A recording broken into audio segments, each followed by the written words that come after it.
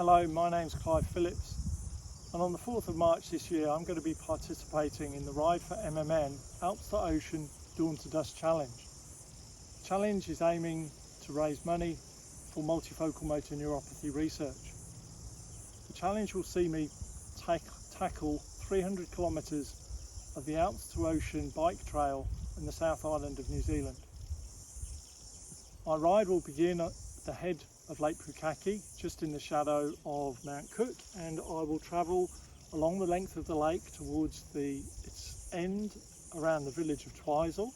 and then I'm going to travel along the canals in the area towards Lake Ohau. I'm reaching the edge of the lake, which traverse around the edge of the lake to the village there, and then begin to travel southeastwards towards the coast. First, I'll climb up to the high point of the route overlooking the Mackenzie Basin, and then I'll follow the Waitaki River down along past Lake Benmore, travelling on a series of trails along the edge of a couple of lakes in the area, and then gradually down towards the Canterbury Plains and the town of Oamaru, where the route ends on the shores of the Pacific Ocean. For someone like me with multifocal motor neuropathy, the ride's particularly challenging because the condition means that the signals from my brain struggle to reach my peripheral nerves, and therefore I have less motor function in my hands, arms, legs and feet than a normal person.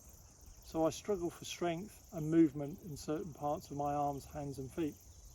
So I have to account for that when I'm riding, and really have to try and manage the intake of food and keep my energy levels up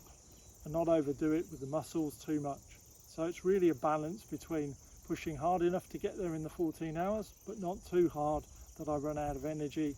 and the signals really deteriorate and stop, and the muscle function stops, the motor function stops. So I have to be quite careful. But while I can, and while I'm able to do this kind of challenge thanks to IVIG treatment that I have every 6 weeks,